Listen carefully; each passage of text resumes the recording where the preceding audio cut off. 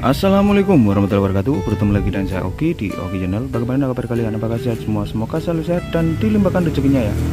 Oke guys, di kesempatan kali ini kita menanam selada green romaine ya, menggunakan pot.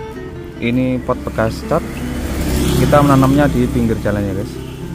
Menanam selada jenis ini emang agak sulit guys untuk pertumbuhan dan daya tahannya untuk bertahan hidupnya. Ini kurang bagus kalau untuk di daerah sini, atau mungkin di daerah teman-teman ya agak dingin mungkin lebih bagus ya.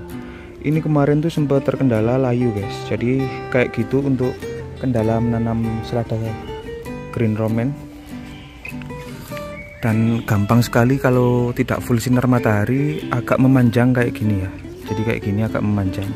Emang jenisnya itu jenis selada yang ngekrop, tapi harusnya tidak memanjang seperti ini. Ini umur 45 hari, tapi nggak semua yang memanjang. Kalau semisal kurang sinar matahari kayak gini ya guys, agak kutilang ya.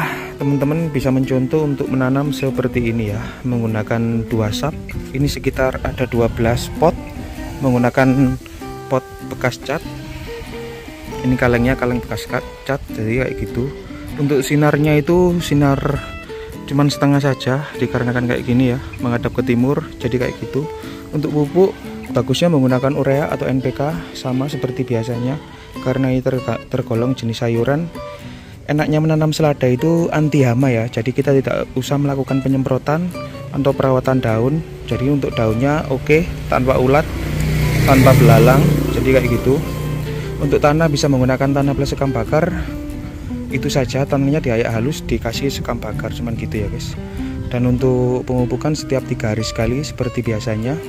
Bisa menggunakan 10 liter air untuk pemupukannya. Juga bisa menggunakan 5 liter air dengan 2 sendok NPK atau urea ya. Jadi kayak gitu. Syaratnya menghadap ke timur seperti biasa. Utara dan timur itu masih terkena sinar pagi ya. Jadi kalau menghadap ke barat atau ke selatan itu biasanya kurang bagus ya guys. Ini soalnya jenis selada seperti ini sangat membutuhkan full sinar matahari sebenarnya ya, supaya bisa ngekrop. Jadi kayak gitu, karena jenis seladanya ini selada termasuk jenisnya luar negeri ya guys. Yang sebelah bawah tidak begitu ngekrop, masih kayak gini. Yang atas sudah terlihat siap dipanen ya. Oke, jika teman-teman masih ada yang ditanyakan, bisa tanya-tanya di kolom komentar atau DM ke Instagram saya di Oke Fabrian ya. Oke, di kesempatan kali ini di umur 45 hari kita akan memanennya guys. Oke, ikuti terus guys.